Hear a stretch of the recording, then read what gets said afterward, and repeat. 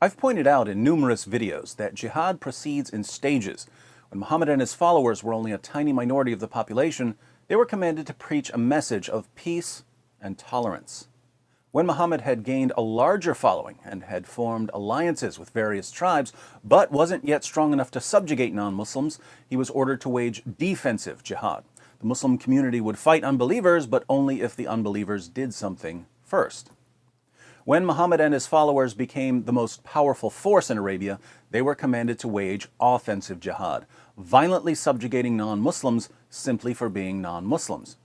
So the hostility of the Muslim community towards unbelievers was directly proportional to the military strength of the Muslim community.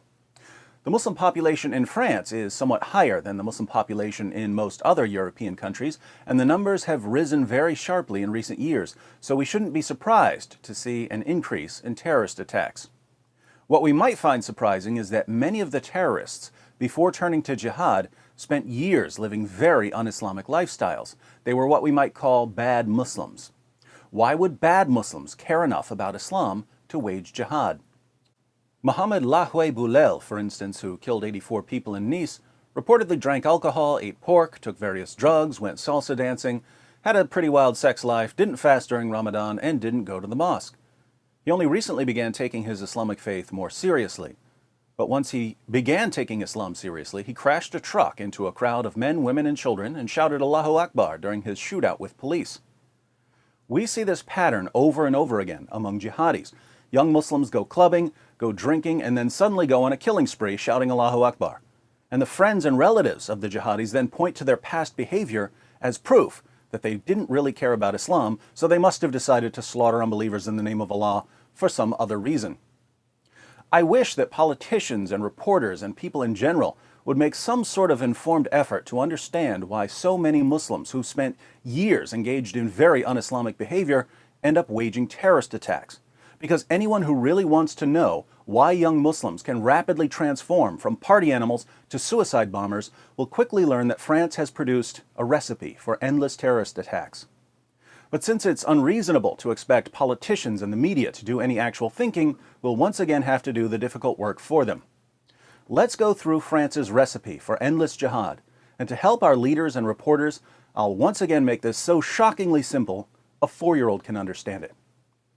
First, many young Muslims, like many young Christians and many young Jews, live double lives. Muslims are raised to believe that Islam is true, that the Quran is the perfect word of Allah, and that Muhammad is a wonderful pattern of conduct. But they grow up in France, where they're free to do just about anything they want. So they do the kinds of things that many high school students and college students do. They drink, they do drugs, they have sex. In most Muslim countries, they wouldn't have the same easy access to alcohol and so on. But in France, they can do what they want. But here's the key. They still believe that Islam is true. They know that they're not living according to the teachings of the Quran and the Hadith, but they believe that they're supposed to live according to the teachings of the Quran and the Hadith. So they're Muslims in terms of what they believe, but they're not Muslims in terms of their actions. And again, plenty of Christians and Jews can relate to this. There are lots of people from different religious traditions who aren't living according to the standards of those traditions, but who still believe in the traditions. This is what I mean when I say that many young Muslims live double lives, believing one thing, but doing another. Second, the Islamic beliefs of these Muslims are almost never seriously challenged. They're told all their lives by their leaders and their families that Muhammad was the greatest man who ever lived, that the Quran has been perfectly preserved, right down to the letter, from the time it was revealed to Muhammad, that the Quran is filled with miraculous scientific insights, and so on.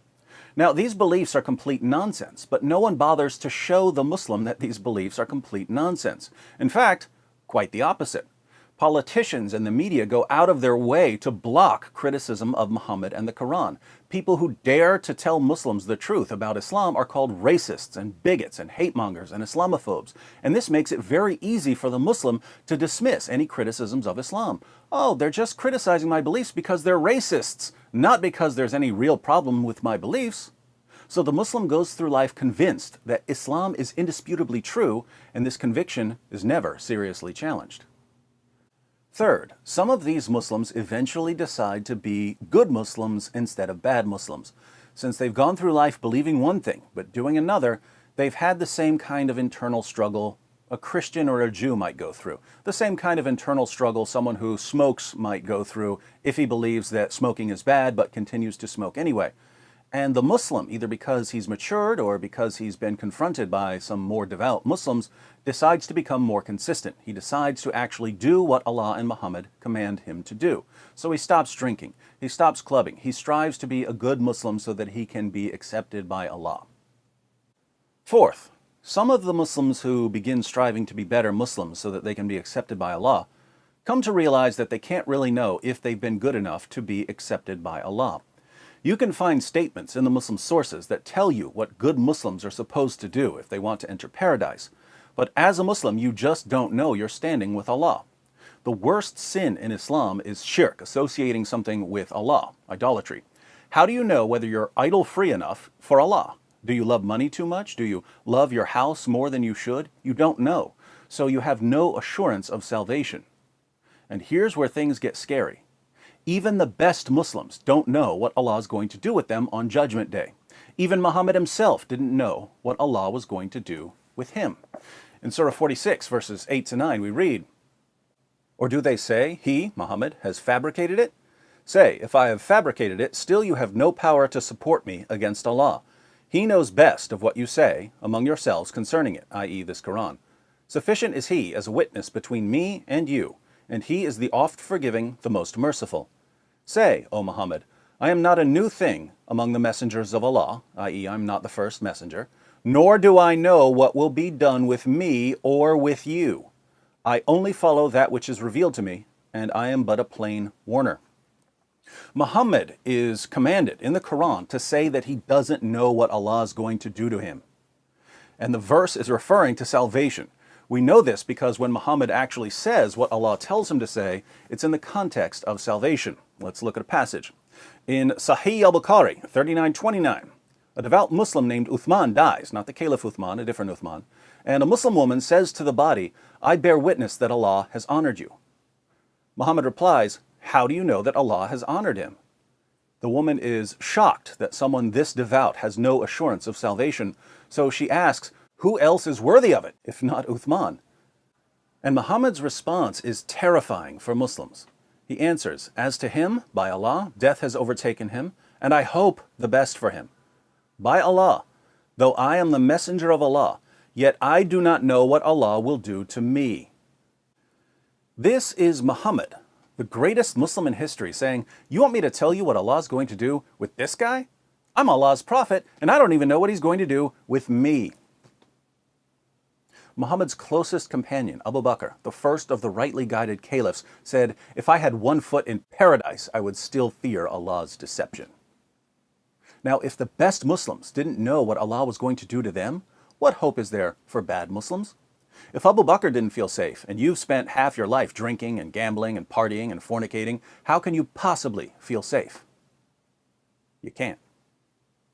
Fifth, there is one way to feel safe and know that you'll be accepted by Allah. You already know what it is, don't you? If you know it, how difficult do you think it is for the conflicted Muslim to figure out? If he doesn't know, trust me, the online recruiter will tell him. In Sahih al-Bukhari, 2787, Muhammad declares, Allah guarantees, notice, now you have a guarantee from Allah Himself, that He will admit the mujahid, the jihadi, someone who wages jihad, in his cause into paradise if he is killed. Otherwise, He will return him to his home safely with rewards and war booty. If you get killed while waging jihad, Allah guarantees you'll go to paradise. So even if you've spent years violating basic Islamic teachings, Allah makes you an offer. Die while killing unbelievers, and your salvation is assured. Putting all of this together, think about it this way. Suppose this circle represents the total Muslim population of France, several million Muslims. Many of these Muslims will be secular. Let's say that this circle represents the Muslims who aren't secular and whose heads are filled with silly claims that supposedly prove that Islam is true. Some of these Muslims will be very devout and will do what Muslims are supposed to do, but many others will end up doing things that are forbidden in Islam, even though they sincerely believe that it's true. This circle represents the bad Muslims. Of the bad Muslims, some are going to continue being bad Muslims all their lives, while others are going to decide to become good Muslims at some point. In this circle are the bad Muslims who decide to become good Muslims. Many of the Muslims who try to turn their lives around will be perfectly satisfied saying their daily prayers, giving alms, taking the pilgrimage to Mecca, and so on.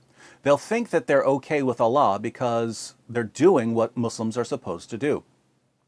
Others will be scared and distressed. They understand that because they've done so many bad deeds, they can never be sure that their good deeds will outweigh their bad deeds. They'll have constant anxiety about their eternal destiny. They're in this circle. Some of these Muslims will press on and continue to live as Muslims, even though they're terrified about what might happen on Judgment Day. They'll just try their hardest and hope for the best. But some of these frightened Muslims won't want to spend their lives in a state of constant anxiety and uncertainty and to gamble with their salvation. They'd rather accept Allah's guarantee of a one-way ticket to paradise for anyone who dies while waging jihad. These are the people who are killing you, France. Oddly enough, when these young jihadis go on a killing spree, people read about their shady pasts and say, this attack can't have anything to do with Islam because this was a bad Muslim. Being a bad Muslim is what compelled him to accept Allah's offer of salvation in exchange for martyrdom. Islam was the driving force behind the attack. So the process that produces these attacks is straightforward. But now we have to ask, what are French leaders doing to change anything about this process? Absolutely nothing. And that's why the attacks in Paris and Nice are only the beginning.